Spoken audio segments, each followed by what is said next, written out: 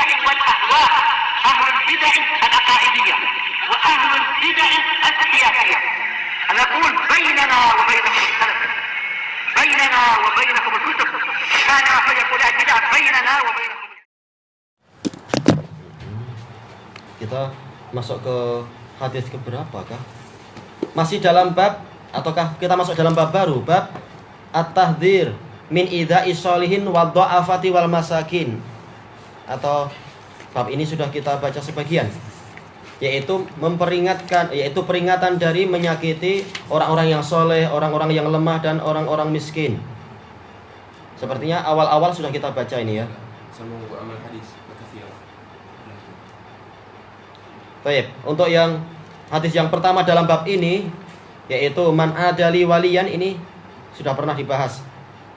Kemudian wa minha hadis Sa'ad bin Abi Waqqas as-sabiq min babi mulatafatil yatim, ini sudah kita baca belum? Kalau dalam punya anak sudah berarti. Baik, kita mulai dari hadis yang ketiga berarti untuk apa ini, bab ini. Qala Imamun Nawawi rahimahullah al hadisul arba'umi'ah wal ishrun 420. Wa qauluhu sallallahu alaihi wasallam ya Aba Bakar la in kunta aghdabtahum laqad aghdabta rabbak. Ketemu ya insyaallah. Wahai Abu Bakar, sungguh jika engkau membuat marah orang-orang itu, yaitu rombongan Salman dan lain-lain yang mengkritik kenapa Abu Sufyan ini tidak ditebas saja lehernya dan semacam itu, maka sungguh engkau telah membuat marah Rabbmu. Maksudnya di sini adalah apa? Yaitu ketika Abu Sufyan menyesal atas pengkhianatan terhadap kesepakatan Hudaybiyah itu, pengkhianatan yang terjadi pada tahun 8 Hijriah. Ketika Bani Bakar menyerang Bani Khuza'ah, ketika Bani Khuza'ah sedang tawaf di Masjidil Haram. Kemudian Bani Bakar ini didukung oleh orang Quraisy. Nah, ini bertentangan dengan kesepakatan perjanjian damai. Kemudian orang-orang Quraisy menyesal dan ketakutan. Maka kemudian mereka mengirim Abu Sufyan sebagai pemimpin mereka untuk datang langsung kepada Rasulullah SAW. Ternyata Rasulullah SAW sudah berangkat dengan 10.000 pasukan beliau, 10.000 tentara beliau dari kalangan para muhajirin dan ansar dan yang setelah mereka. Ya, muhajirin dan ansar ya memang. Taib. Dan berjumpanya tidak terlalu jauh dari Mekah, dari tanah suci. Taib. Kemudian Abu Sufyan dibawa oleh Al-Abbas bin Abdul Muttalib radhiyallahu anhuma, naik bighonya Rasulullah SAW untuk menghadap Rasulullah. Maka melewati Umar ibnul Khattab, dan Umar marah ingin memukul Abu Sufyan, tapi diselamatkan oleh Al-Abbas. Kemudian juga melewati rombongan Salman dan beberapa sahabat yang lain. Maka mereka mengatakan, kenapa pedang-pedang Allah belum mengambil hak mereka terhadap musuh Allah itu? Maka kemudian si Abu Bakar yang mengatakan bahwasanya ini adalah paman Rasulullah SAW. Kemudian Abu Bakar menceritakan itu kepada Rasulullah. Maka justru Rasulullah mengkritik Abu Bakar, mengatakan kalimat yang disebutkan di sini. Wahai Abu Bakar, sungguh kalau engkau sampai membuat orang-orang tadi itu marah, berarti engkau telah membuat Rabbmu marah. Yaitu mereka itu bicaranya sesuai dengan yang Allah Subhanahu wa ta'ala inginkan dari sisi syariatnya.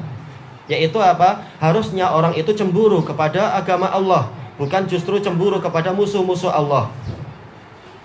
Berarti yang dilakukan, yang diucapkan oleh Suhaib, demikian pula Salman dan beberapa para sahabat yang tidak dianggap bangsawan tadi itu, justru ucapan mereka itulah yang benar, bukan karena orang ini bangsawan atau orang ini adalah dari keluarga Nabi, maka sejahat apapun dia tetap nggak boleh dia disakiti. Bukan begitu. Harusnya kita membela agama Allah, bukan membela musuh Allah, walaupun darahnya adalah darah yang paling suci kah atau apa, terserah. Tayyib.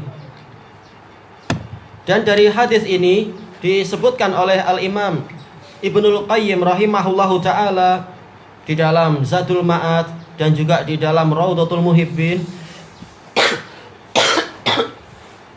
bahwasanya ada faedah, yaitu apa? Di antara bukti cinta adalah al-muwafaqah. Di antara alamat mahabbah adalah muwafaqah. Bukti betapa besarnya rasa cinta para sahabat tadi, yaitu apa? Yaitu Suhaib, demikian pula Salman. Betapa besarnya cinta mereka kepada Allah sampai-sampai terbentuk kesesuaian antara mereka dengan Allah Ta'ala. Yaitu yang mereka ucapkan adalah seperti yang Allah Ta'ala kehendaki, bukan secara takdir yang saya inginkan di sini, tapi apa? Secara syariat. Memang harusnya musuh Allah itu ditebas lehernya. Musuh Allah yang memang layak untuk ditebas.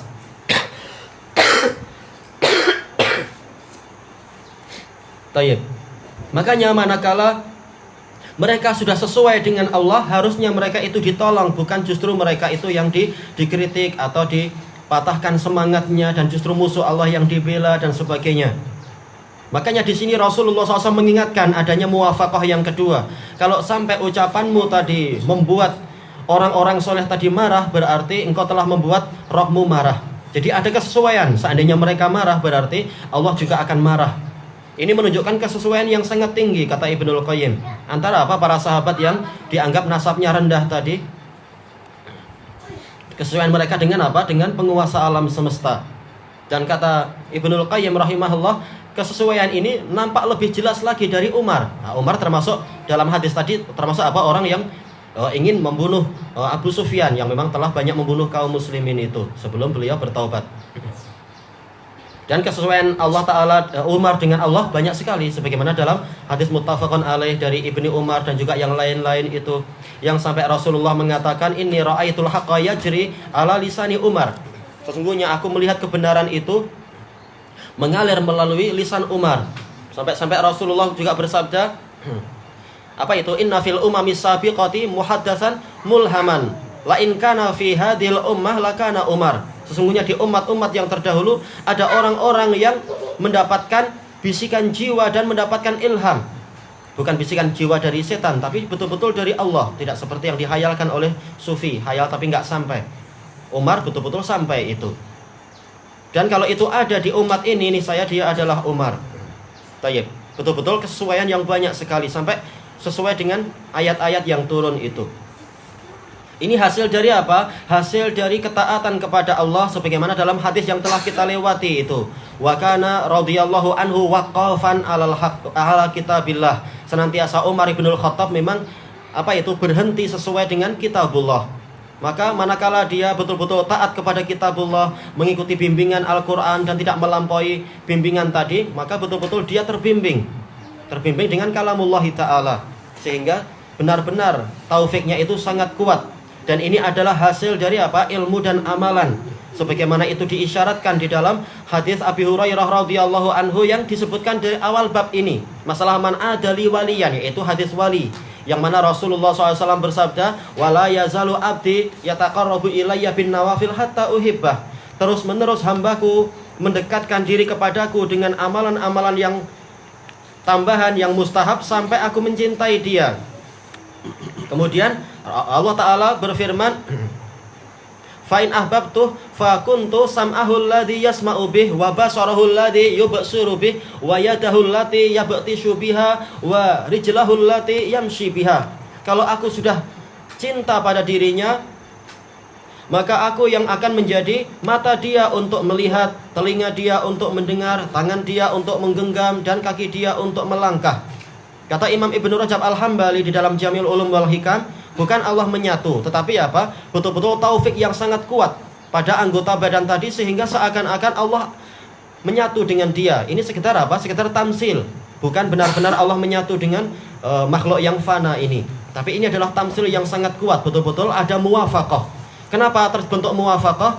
Karena betul-betul hamba ini rajin mengerjakan amalan-amalan yang mustahab setelah amalan-amalan wajib, sehingga terbentuk muwafaqah tadi, kesesuaian masalah mata, masalah telinga, masalah tangan, masalah kaki, dan seterusnya.